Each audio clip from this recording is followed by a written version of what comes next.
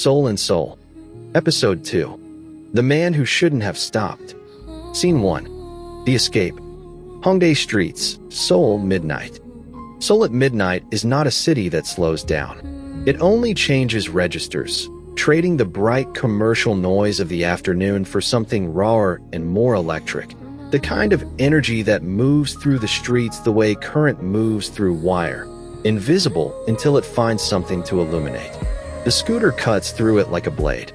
Ji-Hoon drives with iron precision. There is nothing reckless in the way he handles the machine. Every lean into a turn is calculated. Every gap in traffic read 3 seconds in advance. Every acceleration timed to the exact pulse of a city he has known since before he had the vocabulary to describe it. His hands on the handlebars are steady. His jaw is set. His dark eyes read the road ahead with the cool efficiency of a man who has outrun things before and has learned to do it quietly. Behind him, Ari holds on with both hands and white-knuckled fingers and the particular grip of someone who has decided that letting go is not an option. Her natural dark brown curls stream wildly in the rush of cold night air. Long, loose coils catching the electric blue and neon pink of Hongdae's midnight palette and throwing it back in fragments, in moving light, in something that looks briefly and impossibly like a crown dissolving into speed. The cold hits her face like a hand. She has not caught her breath since Min Seo's eyes said run. She has no idea who this man is. She registered the coat first, black, well-cut, expensive in the way that requires no announcement, and then the silver watch on his left wrist catching the streetlight as he extended one arm toward the scooter and said nothing, only looked at her with dark eyes that contained a question and an answer at the same time. She has no idea who was in that black car. She only knows that the car appeared at the edge of the Hongdae stage as she stepped down from it, and that its presence turned Min Seo's face into something she has never seen on Min Seo before. Something stripped of warmth, stripped of the bright, infectious smile, stripped all the way down to a fear that had the shape of familiarity. As though Min Seo had seen this kind of car before. As though the sight of it meant something specific and terrible. The city blurs around them. Neon pink and electric blue and amber street gold all streak into ribbons of impossible color as Ji-Hoon weaves through the Hongdae traffic with a terrifying ease that suggests he is not weaving at all, that he is instead moving through a landscape he has mapped completely, sliding between its seams like he was sewn into its fabric at birth. A delivery truck. A cluster of young women in short puffer jackets who leap sideways and shout something. A red light that turns green 2 seconds before they reach it as though the city has decided to cooperate. Ari's heartbeat is impossible to separate from the drumbeat of Seoul itself. From the bass lines bleeding out of open club doors, from the percussion of 1,000 footsteps on the Hongdae pavement, from the percussive thud of the scooter engine against the cold, wet street. She is inside the rhythm. She is made of rhythm. Even now, even in this. Even with the black car behind them and the cold air taking her curls apart strand by strand and a stranger's shoulder blades 3 inches from her face, some part of her is listening. Some part of her is always listening. The black car falls behind at a junction and does not stop following. But Ji-Hoon knows streets that are not on any map, or rather, streets that are on maps, but that require a particular knowledge to navigate with speed, the knowledge of someone who has grown up inside a city's real architecture rather than its official one. He takes 3 turns without hesitation, 2 more after that, each one tighter than the last. Each one designed not to lose the car, but to confuse it, to make it choose wrong at every fork until its certainty runs out. And then the car is gone. The city swallows it. Seoul closes around them like water finding its level. And the only sound that remains is the engine beneath them and the wind and the distant continuous music of a city that simply does not stop for anyone. Ji-Hoon slows. Not suddenly, gradually. Reading a block she does not recognize, turning into a side street where the neon is softer and the crowds have thinned to couples, and a single Pojangmaka vendor rolling his cart toward closing. He brings the scooter to a stop beneath a street lamp whose light pools amber and warm on the wet pavement below. And for one suspended moment, for one perfect, cinematic, Seoul midnight moment, neither of them moves. The city glows on around them, neon reflecting on wet pavement in long trembling columns of color. The entire population of Seoul moving in every direction like water around two stones, parting and rejoining, indifferent and magnificent. The scooter ticks softly as the engine cools. A gust of cold air moves Ari's curls across her shoulder. She is still holding on, her hands still gripping the back of his coat, fisted in the fabric just below his shoulder blades, have not loosened. She realizes this the way you realize you've been holding your breath, all at once, and with the specific embarrassment of a body that acted without permission. She waits for the embarrassment to move her hands. She does not let go. Scene 2. The safe house. Ji-Hoon's private apartment, 22nd floor, Seoul, 12:31 a.m. The apartment is on the 22nd floor of a building that has no visible address. This is not an accident. Everything about this place has been arranged. Its location, its access, the absence of its name from any building directory, with the careful intention of a man who has learned that the safest kind of privacy is the kind that begins before anyone thinks to look. Ji-Hoon does not turn on all the lights. He turns on one lamp near the kitchen, a warm amber pool in the far corner of the open living space, and leaves the rest of the room in the kind of darkness that feels deliberate, architectural, chosen, like a man who has learned that shadows keep secrets better than walls. The lamp illuminates a kitchen counter in pale gold. It illuminates the edge of a low sofa in charcoal. It does not illuminate the windows, which means the windows illuminate themselves. Floor-to-ceiling glass, 22 floors above a Seoul that is still blazing with its own light. The skyline spread out behind the glass like something between a painting and a threat. Ari stands in the center of the living room and does not move for a full 30 seconds. She is counting them the way her old vocal coach taught her to count measures before a difficult entrance, using the silence to find her footing before the music begins. She takes in the space. The floor-to-ceiling windows overlooking a glittering Seoul she does not yet know, layered and complex and indifferent as a kingdom seen from the outside.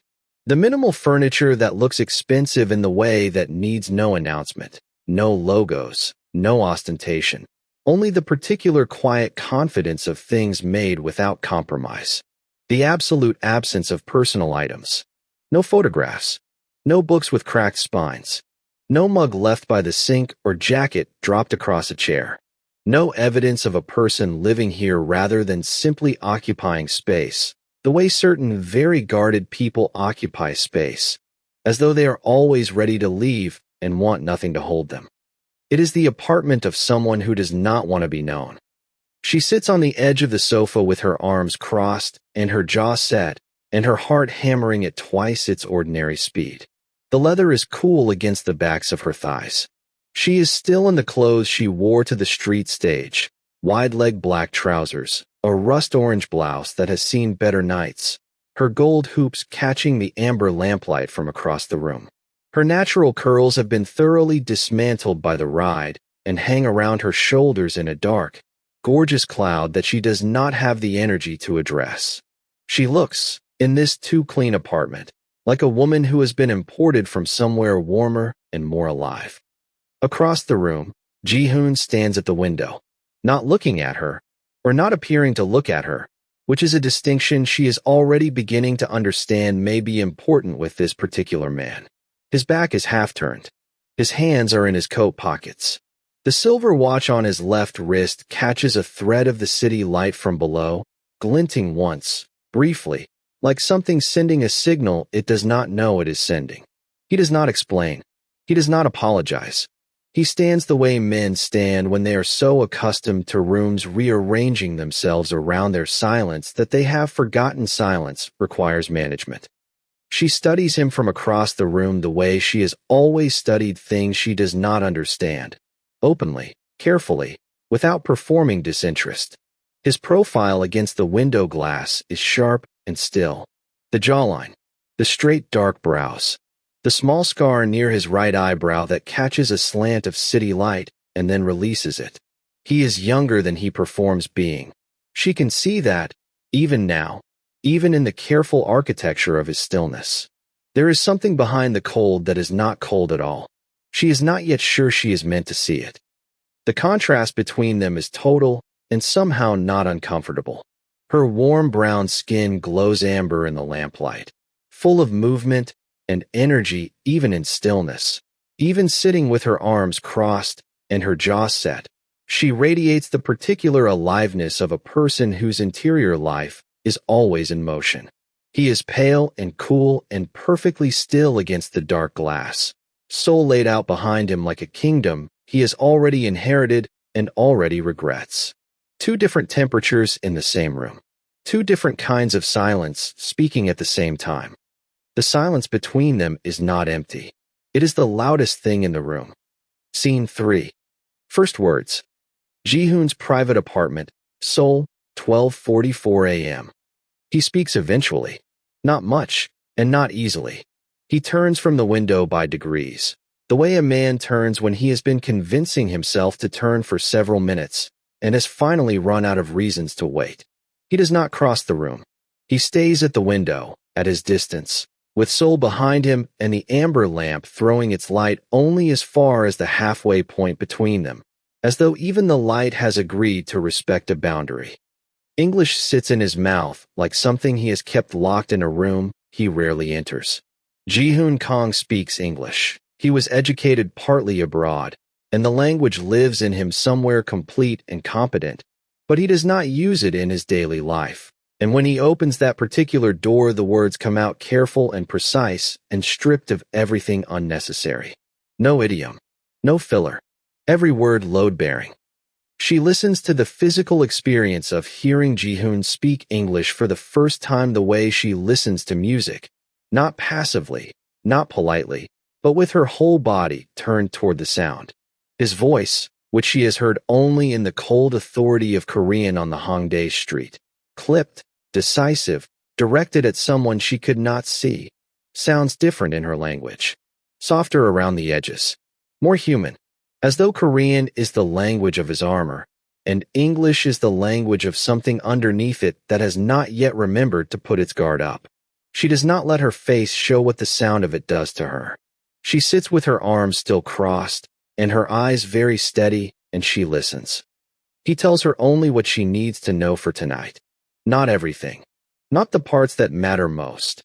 Not the parts he has been carrying for 5 years in the locked room at the center of himself, where he keeps everything that cannot be allowed to see daylight. He is a man who has learned that information is currency, and he does not spend it carelessly. And you can see this economy operating in real time as he speaks. The way he selects each piece of what he offers, turns it over once, and releases it with the deliberateness of someone making a specific withdrawal rather than opening the vault. But he tells her enough. Enough that she understands the men in the black car were not random. That she was seen before tonight, before the stage, before the crowd gathered, before she opened her mouth and let Atlanta out onto a Hongdae street at 11:30 on a Tuesday. That her voice carried further than she knew. That the particular kind of attention she attracted is not the kind any artist should want. He does not tell her why he stopped. He does not explain the chain of events that placed him at the edge of a street stage in Hongdae on the one night that it mattered. Does not explain what he was doing there, or how long he had been standing in the shadows before she noticed, or why a man whose expression never changes stood in the dark at the back of a crowd and listened to a woman from Atlanta sing in a language that was not his with a sound that bent something in him he had believed was no longer capable of bending. He simply closes his mouth when he has said what he has decided to say, and goes quiet with the same completeness with which he speaks, as though silence is just another sentence, the longest one, the one that carries the most weight. He looks at her then, directly, dark eyes across the amber half-dark of the apartment, eyes that hold 100 more sentences behind them, all of them sealed shut, all of them present, all of them visible to anyone patient enough to look. the small scar near his right eyebrow, the silver watch, the particular tension of a man who has offered more than he intended to and has not yet decided how to feel about that. Ari looks back at him in the amber half-dark of the apartment and feels something she does not have words for yet. She has words for most things. She is a songwriter. Language is her instrument, her inheritance, the first tool she ever learned to use. But this thing sits just outside the reach of language, in the space between danger and safety, between stranger and known. It is not comfort. It is not fear. It is something that has the shape of recognition without the logic, the feeling of encountering a chord progression you have never heard before and understanding, instantly and completely, that you will hear it for the rest of your life. Scene 4. Min-seo panics. Hongdae Street corner, Seoul, 12:52 a.m. 7 blocks away, Min-seo Park is not sleeping. She has not slept. She will not sleep. She is standing on the same Hongdae corner where she last saw Ari, and she has been standing there long enough that the street food vendor beside her, a man in his 50s with a red cart and the patient eyes of someone who has watched 1,000 nights pass through this intersection, has started to recognize her face between customers. He has offered her something hot twice. She has declined twice without looking at him, her eyes scanning the crowd with the systematic intensity of someone who has been searching long enough that searching has become its own kind of stillness. Her phone is in her hand, unlocked, warm from constant use, screen cracked at the corner from the time she dropped it running after Ari through a rainstorm 3 years ago in Atlanta. The two of them soaked and laughing and 22 years old and certain that nothing in the world could be permanently wrong. The crack has been there ever since. Min-seo has never repaired it. She has thought about it. She has never done it. She has called 8 times.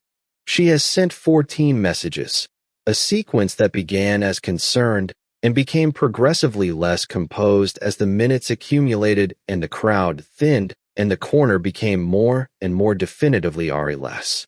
She has walked a 4-block radius in every direction twice, which means she has covered 16 blocks of Hongdae at midnight in the cork wedges she was wearing when they left the apartment 8 hours ago. And her feet have decided not to register this anymore, because there are more urgent problems currently requiring the full allocation of her nervous system. The bright, infectious smile is gone tonight. It is not hiding. Min-seo's smile is not the kind that hides. It is the kind that simply disappears when there is nothing to be warm about, completely and without artifice.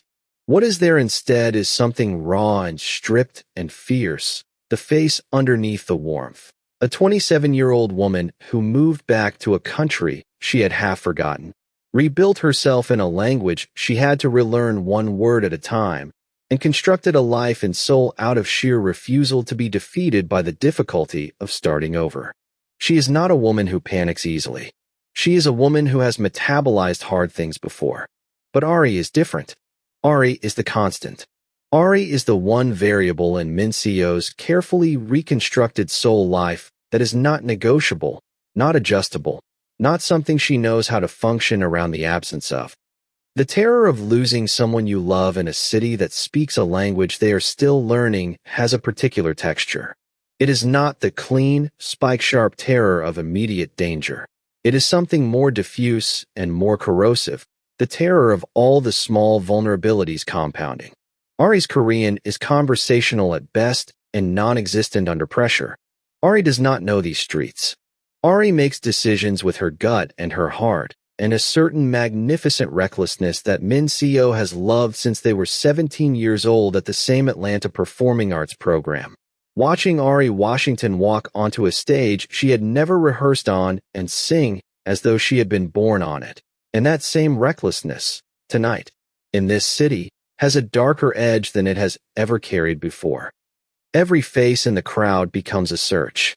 Every dark corner of Hongdae becomes a hypothesis. Every time a cluster of people shifts and opens and does not contain a tall, curvy black woman with golden lip brown skin and a cloud of natural curls and a rust orange blouse, something in Min-seo's chest recalibrates and keeps going. The Hongdae street, keeps moving around her like it doesn't know that something is wrong. All neon and music and strangers laughing into the warm Seoul night, pressing forward in every direction with the cheerful indifference of a city that has 1,000 emergencies a night and categorizes none of them. The street food vendor offers her something hot a third time, and this time Minseo takes it, wraps both hands around a paper cup of something sweet and warm, and stands on her corner and searches every face for the one she cannot find. Scene 5. The truth. Ji-Hoon's private apartment, Seoul, 1:07 a.m. He sits down eventually. Not close. He pulls a chair away from the kitchen table with the particular care of a man for whom proximity is something that still needs to be managed, something that requires conscious architecture. He sets it at the precise angle that allows him to see her face without facing her directly, and sits in it the way he does everything, with a composed economy of movement that suggests a body trained out of wastefulness. A person who has learned that the most revealing thing you can give someone is the manner in which you move through space, and has accordingly made his movement reveal nothing. And then he tells her more. Not everything. Ji-Hoon Kang has never told anyone everything in his life, and whatever is happening in this amber-lit apartment on the 22nd floor of a building with no visible address is not going to be the occasion on which that changes. But more than he planned to when he got on the scooter, more than the careful measured minimum he had allocated as he drove. The truth comes out of him in pieces, like a man dismantling a wall he built carefully over many years, one brick at a time, watching his own hands do it and not quite understanding the mechanism that has taken over his decision-making, only understanding that the mechanism is operating and that stopping it now would require more force than he currently has available. Kang Entertainment has been monitoring the street performance circuit in Hongdae for 3 months. Not casually, systematically, with the kind of resource allocation that makes things look casual on the surface while concealing a precision underneath. His brother Sung-woo has a particular interest in undiscovered international talent. Not the interest of a producer who believes in artists. Not the interest of someone who hears a voice and wants to give it a stage. The interest of a man who understands that raw, unpackaged, unrepresented talent is the most controllable kind of talent there is. The kind that can be signed under terms it doesn't fully understand. Contained within contracts it won't know how to exit. Made into product without ever quite becoming a person again. They saw Ari perform on her first night in Hongdae. They recorded it. The recording has been reviewed, analyzed, and assessed at the level of a business decision. Her voice run through the kind of evaluation that has nothing to do with beauty and everything to do with market positioning. The men in the black car were not a warning. They were not a coincidence. They were a collection, the first move in a sequence that was already in motion before she finished her first song. Describe the specific, physical moment when Ari understands what he is telling her. It does not arrive all at once. It arrives the way certain revelations arrive, in stages, each one landing slightly before the next, so that the full weight is assembled piece by piece rather than dropped complete. First the abstract understanding, then the specific implication, then the personal realization, the one that is not about Kang Entertainment or black cars or Sung-woo's calculations, but about herself. About what it means that she came to Seoul to find her music again. About what it means that Seoul, or rather, the machinery inside Seoul, the cold commercial machinery that runs beneath its beautiful surface, found her first. Decided what she was. Decided what it wanted to do with what she was. All of this before she had found her footing, before she had learned the streets, before she had done anything except stand on a stage and open her mouth and give the only thing she has never been able to withhold from a crowd. Her hand rises slowly to cover her mouth. Her dark eyes go very still, not wide, not the wide-eyed shock of someone who did not know the world could be this way, but still, in the way of someone who knew the world could be this way and came to Seoul specifically to outrun that knowledge, and has just been informed that the world is faster than she is. Her entire body, seems to recalibrate around information it was not prepared to receive. She sits in the amber lamplight with her hand over her mouth and her curls loose around her shoulders, and the Seoul skyline blazing behind Ji-Hoon's profile across the room. And she understands that the city she chose is not the city that chose her back. Scene 6. Sung-woo's move. Kang Entertainment Tower, 44th floor, Seoul, 1:15 a.m. On the 44th floor of the Kang Entertainment Tower, a man watches a screen. He has watched this particular recording 4 times tonight. Not because he needs to see it again. Sung-woo Kang does not need to see anything more than once to understand it completely. He is watching it a 4th time because he has always believed in knowing a thing entirely before he moves against it. Not well, not adequately, entirely. Every angle, every variable, every point at which the thing might resist him, and every point at which it will not. He is still in his suit at this hour. He is always still in his suit. The jacket has not been removed. The tie has not been loosened. His desk is clean. No papers out of place. No coffee cup at the edge, no evidence of a working evening except the singular open laptop and the singular video playing on its screen, the cursor not moving, the progress bar advancing in the lower corner like a quiet countdown. He is the kind of man whose discipline is not self-control but performance.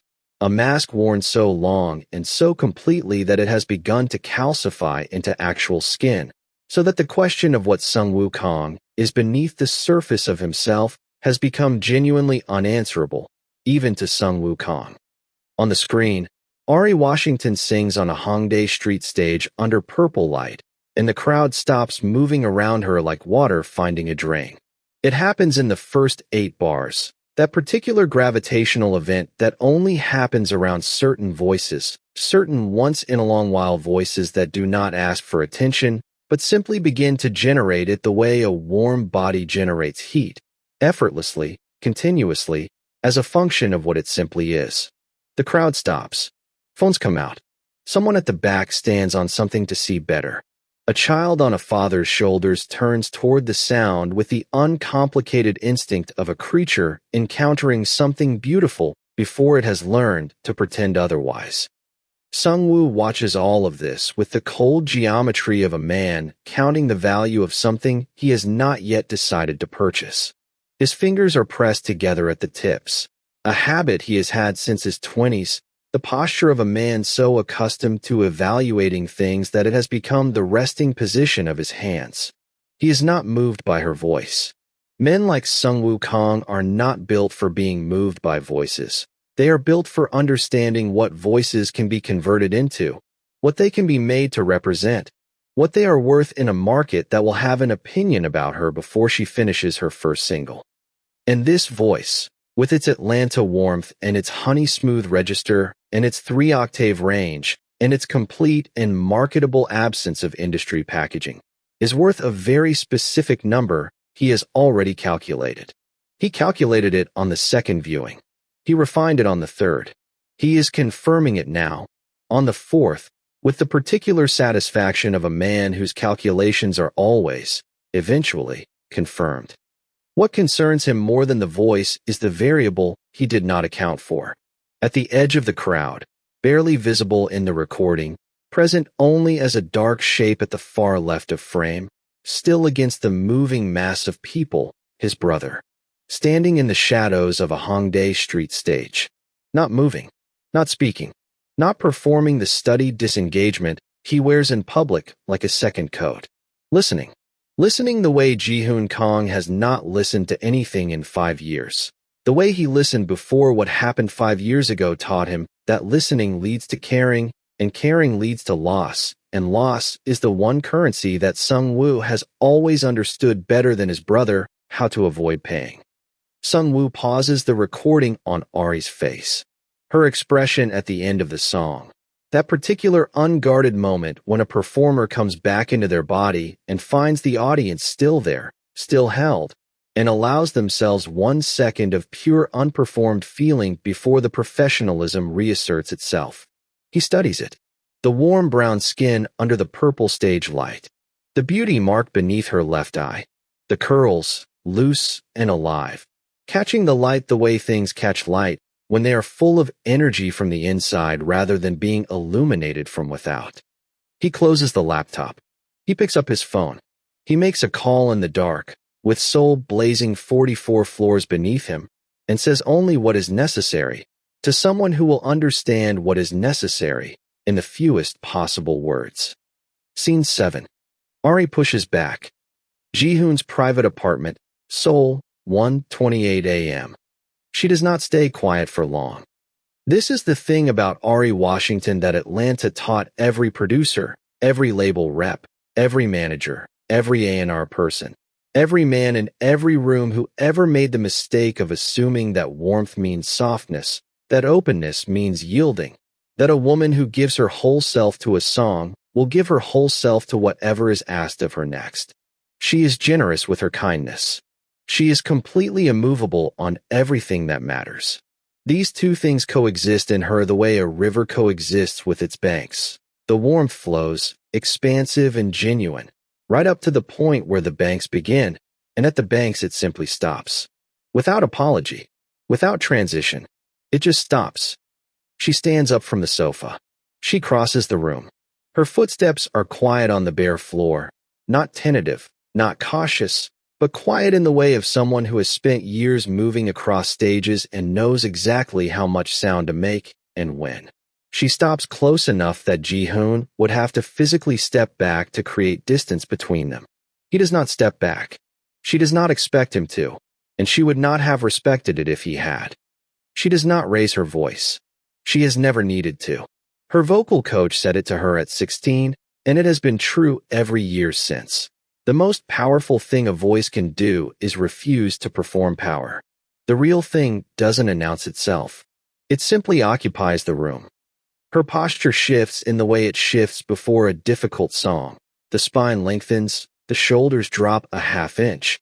The weight redistributes to both feet equally, as though the body is making itself as large as it actually is rather than the polite, accommodating smaller version it habitually performs in rooms it is not sure it belongs in. Her natural curls seem to take up more space.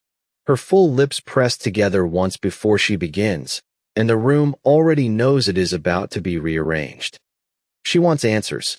Real ones, not the careful, measured pieces he has fed her like a man rationing supplies during a long siege, deciding what she can handle, deciding what she needs, making decisions about her information on her behalf, as though she is not standing in front of him fully capable of handling the truth. She wants to know who he is. Not Ji-Hoon Kang, the public figure. She can read a Wikipedia page.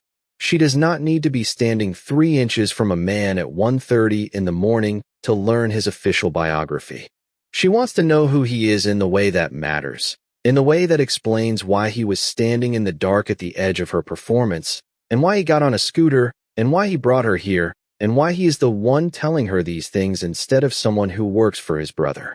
She wants to know what Kang Entertainment actually wants with her, and whether it is the kind of thing she can walk away from or the kind of thing that has already started happening to her, whether she cooperates or not. She wants to know why a stranger in a black coat knows the answers to these questions better than she does, and why he has decided, tonight, to share some of them. Ji-Hoon looks at her. His jaw is iron. He has been looked at by many people in his life, by his father's board, by industry peers who want something from him, by journalists trained to find things that are not on offer, and he has learned to receive all of their looking with the same perfectly managed blankness, the same unrevealing steadiness. He receives Ari's looking differently. He cannot immediately determine why. He only knows that it costs him something he did not budget for, that standing in the path of her full attention, unperformed and direct, at close range, is a different proposition than he expected it to be. His silver watch catches the pink of the neon bleeding through the window glass. One small glint of warm color against the cool architecture of him. And behind his eyes, in the place he keeps everything that cannot be allowed to reach his face, something shifts. Not enough to show. Not enough that anyone trained in the management of expression would be able to identify it. But enough to be real. Enough that it is, unmistakably and inconveniently, real. Scene 8. The Almost. Ji-Hoon's private apartment, Seoul, 1:41 a.m. It happens the way these things always happen, not in a moment of intention, not as the result of a decision made and executed, not as something that either of them could later point to as the beginning of a sequence they entered deliberately. It happens in the space where intention runs out, in the margin between what the mind has organized and what the body does when the mind looks away. The exact sequence of small, unremarkable events that close the distance between them. He moves toward the window again, a small adjustment, a shift of weight, a man reclaiming the distance he uses to manage rooms. But she is already standing near the window.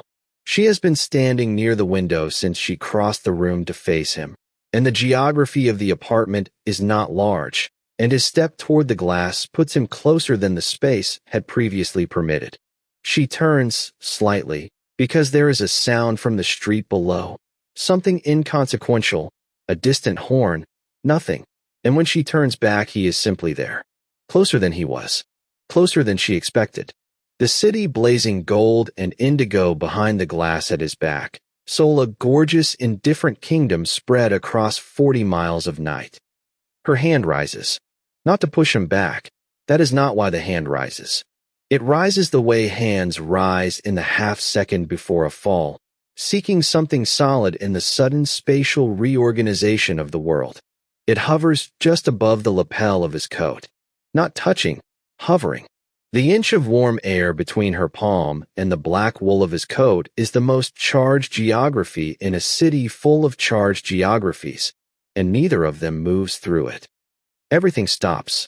Not the city. Seoul keeps going 30 stories below them, indifferent and bright and eternal in the specific way that cities are eternal, cycling through their own rhythms on schedules that have nothing to do with whatever is happening in the rooms above them. But in this apartment, in this lamplight, in this space between two people who have not yet told each other their names in any way that counts, the ordinary motion of the world simply pauses, holds its breath, waits. What it costs Ji-Hoon to stand this close to her and not move is not a thing he could explain if asked. It is the sum of 5 years of discipline, 5 years of maintaining the specific interior architecture of a man who has decided, after what happened 5 years ago, that connection is a debt he cannot afford to incur again. Every wall still in place, every guard still posted, and underneath all of it, underneath the coat and the silence and the silver watch and the perfect trained management of his own expression, something dismantling itself without his permission, brick by brick, without making noise. He is watching his own hands do it and not quite understanding why he is not stopping them. She looks at his face from this distance and sees something she did not expect to see. Not the cold, unreadable stranger from the Hongdae shadows. Not the man who spoke English like a locked room he was reluctantly opening, but someone younger underneath it. Someone who is holding something back with both hands and running out of grip. The scar near his right eyebrow, up close, is a small thing, a thin pale line, old enough to have lost its story, present enough to remind her that stories exist. His eyes, this close, are not blank. They are very, very full. Full of things that have been stored there for a long time in the absence of anywhere better to put them. Her natural curls fall across her shoulder. Her brown eyes are very steady. The city glows warm and gold through the glass behind him, and for this one suspended moment, the entirety of Seoul seems to be illuminating him from behind, outlining him in light the way light outlines things it wants to make impossible to ignore. And then, a sound. His phone, on the kitchen counter, vibrating against the stone surface with the flat mechanical insistence of something that will not be managed by being ignored. Once, twice, 3 times, a fourth. He steps back. The distance returns. The inch of warm air between her palm and his lapel becomes a foot, becomes 2 feet, becomes the ordinary air of a room between two people who are standing on opposite sides of it again. She lets her hand fall to her side. The moment closes the way water closes over a stone dropped into it, completely, and without leaving any visible evidence that a stone was ever there. except that both of them know a stone was there. And stones, once dropped, change the bottom of the water forever, even when you can no longer see them from the surface. Scene 9. Min Seo arrives. Ji-Hoon's private apartment, Seoul, 2:03 a.m. Min Seo finds them 20 minutes later. She finds them through a combination of tools and characteristics that are purely and entirely Min Seo Park. The tracking app she installed on Ari's phone 18 months ago in Atlanta after the third time Ari wandered off in a city she didn't know and had to be retrieved by a process of escalating frantic contact. The navigational fury of a woman who has been worried for 3 hours and has converted that worry entirely into forward motion, and the specific quality of determination that Min Seo brings to anything that matters to her. The same determination that brought her back to Seoul, rebuilt her Korean, rebuilt her life, and has kept Ari Washington more or less intact across 9 years of a friendship that has survived 2 cities, 1 catastrophic heartbreak, 3 labeled disasters, and a pandemic. The door opens. The frozen, perfect, 3-way stillness of the room in the first second after Min Seo appears in the doorway is the kind of stillness that only happens when a room that has been doing something it wasn't doing is suddenly observed doing it. Ari on one side, near the window, curls loose, arms at her sides, with the particular posture of someone who has just relocated themselves from a position they are not prepared to discuss. Ji-Hoon on the other side of the room entirely, at the kitchen counter, phone in hand, with the specific composed quality of a man who has had extensive practice at looking as though nothing has just happened, which is itself a kind of evidence that something has. The amber lamp, the Seoul skyline, the ordinary air of the room, which is not ordinary at all, which has the texture and charge of air that recently contained something that has since been carefully replaced with ordinary air, and which has not entirely succeeded. Min Seo takes it all in the way she takes in everything. Quickly, completely, with the encyclopedic social intelligence of a woman who grew up navigating 2 cultures simultaneously and learned very early that reading a room is a survival skill, not a luxury. She reads this one in approximately 4 seconds. She takes in the amber lamplight and the 2 separate geographic locations of the 2 people who are supposed to be in one location, which is wherever she is. She takes in the specific quality of the silence she has just walked into, the silence of 2 people who were in the middle of something and have now arranged themselves into the spatial equivalent of a conversation they were not having.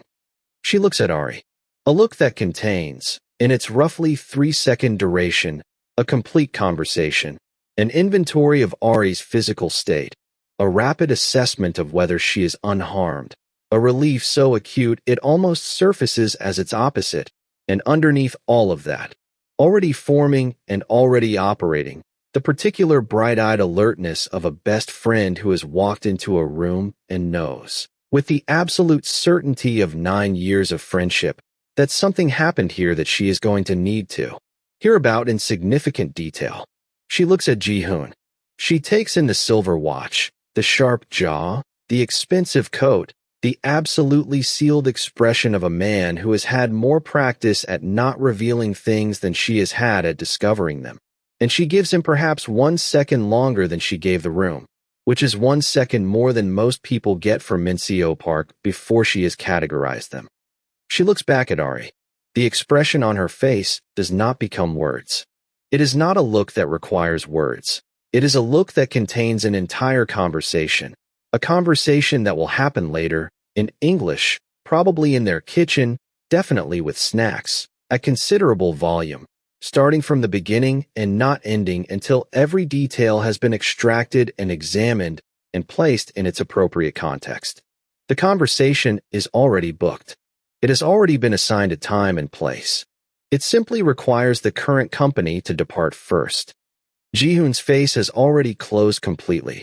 Whatever had been alive in it, whatever had been working its way to the surface during the amber-lit hours of this evening, whatever had been dismantling itself brick by careful brick, is sealed now behind the old architecture, the sharp jaw, the straight dark brows, the silver watch, The total absence of expression that is itself an expression, if you know how to read it, which is the expression of someone who is performing, not feeling something very specifically, because the alternative is feeling it. He becomes the stranger again, the cold, contained, unreadable stranger from the Hongdae shadows. The Heir, the man who never smiles in public. Ari looks at him across the room and almost wishes she couldn't tell the difference. Scene 10. The contract. Café Bori, Hongdae, Seoul, Tuesday afternoon. The cafe is small and warm and smells like roasted barley and sesame and something that might be sweet potato. And it is exactly the kind of place that belongs to the Ari and Minseo world. The real Seoul, the Hongdae Seoul. The Seoul of good afternoon light, through paper-screened windows and handwritten menus and walls covered in local artist flyers that have been layered over each other so many times the bottom layers have become their own archaeology. It is the kind of place where the owner knows your order by the third visit, and where the tea is served in mismatched ceramics that cost nothing and feel like everything. They have been sitting here for an hour. Minseo has her hands wrapped around a wide ceramic mug, white, with a faint blue glaze around the rim, and she is present in the specific, vigilant way she has been present since last night. The warmth still there, but the alertness underneath it not quite turned off. Ari has said very little. She is holding her own mug, but is not drunk from it in 12 minutes. She is looking at the window, and at the street beyond the window, and at the Seoul moving through a Tuesday afternoon with the oblivious forward motion of a city that has categorized last night as last night and moved on completely. Outside the window, Seoul moves through a Tuesday afternoon like nothing has shifted on its axis. Like the previous night was simply a night. A sequence of hours like any other sequence of hours, beginning and ending and giving way to morning without any particular disruption of the fabric of things. Like the man with the silver watch and the scar above his right eyebrow was simply a man, and the things he told her in an amber-lit apartment 22 floors above a city she is still learning were simply information, and the way the world seemed to reorganize itself around the axis of a moment that did not complete was simply a feeling, the kind that mornings dissolve without leaving a mark. Seoul believes all of this and moves accordingly. Ari does not. She is thinking about what it means that she came here to find her music again, that she got on a plane from Atlanta with 2 suitcases and a conviction that Seoul would be the place where something that had been broken would come back together. That the instinct which said go now, get on the plane, trust the pull of it was right in the way her best instincts have sometimes been right, even the ones that looked like recklessness from outside. She is thinking about what it means that the music found her back, in a way she did not anticipate. That the city had a different kind of attention trained on her than the kind she came looking for. The quality of presence that Ji-Hoon Kang's emissary carries into the room is not dramatic. That is the first thing and the most important thing. It is not dramatic, which means it is deliberate, which means the absence of drama is itself a form of drama, a power move executed in the key of understatement. He is not Sungwoo. He is smaller, quieter, wearing a suit that costs more than Ari's flight from Atlanta in a color so precisely between charcoal and black that it reads as simply formal, simply correct, simply whatever the appropriate suit for this particular errand is. He carries nothing. He does not look at other tables. He moves through the warm cafe air the way cold fronts move, without fanfare, but with a perceptible change in the atmosphere that registers before the mind has assembled the words to describe it. Minseo's hand tightens on her mug. She does this before she has consciously identified what she is responding to, her body reading the room a half-second faster than her mind, the way bodies do when they have been trained, by experience, to be faster than minds. She does not say anything. She does not look at Ari. She watches the man in the suit cross the cafe with her soft brown eyes very still and very attentive, and she waits. He does not ask whether he may approach their table. He moves to it with the quiet certainty of someone who has already been told that the table is his to approach.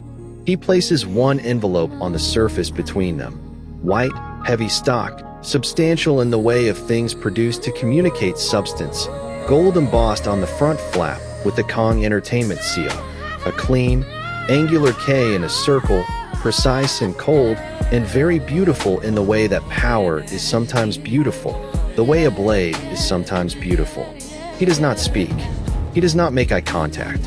He is already turning to leave before either woman has processed what has happened, already moving back toward the cafe door with the same measured, unhurried efficiency with which he arrived.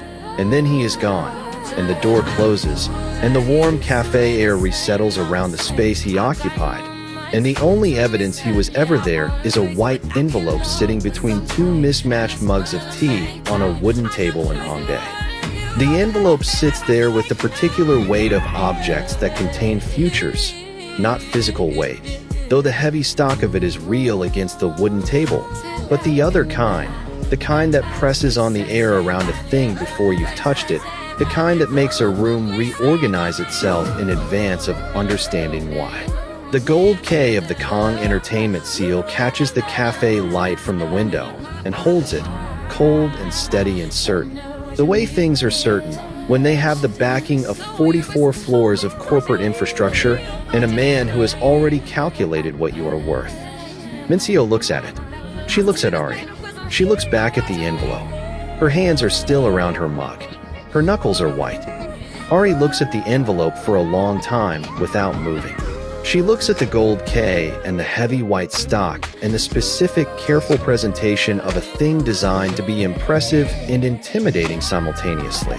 To say, through its very materiality, that the person who sent it operates at a level she has not yet occupied and is being graciously invited into, if she is willing to sign her name to whatever is inside. She looks at it the way she has looked at contracts before, with the knowledge of what they have cost her in the past, the specific kind of cost that comes from signing things whose full terms you didn't understand, in rooms designed to make not understanding feel like you're failing rather than theirs. She has not touched the envelope. She does not know yet whether she will. 22 floors above the cafe, on a penthouse terrace that overlooks all of Hongdae and most of the western city, a man with a silver watch on his left wrist stands very still and looks down at the street below him with something in his face that he would never call fear. He has not called it fear in 5 years. He has not called it anything, has simply kept it in the sealed room at the center of himself where the things that cannot be named are kept, adding to it quietly and carefully and with the kind of precision that is its own form of denial. But it is, unmistakably and inconveniently and entirely against his plans, fear. The particular fear of a man who has watched a sequence begin that he knows how to stop and is not entirely certain he is going to stop it. The fear of someone who knows the cost of caring and is watching himself, against all reason, begin to care again. The fear, most of all, of what Sung-woo will do when he understands, and Sung-woo always, eventually, understands, that the variable his brother has introduced into the equation is not information.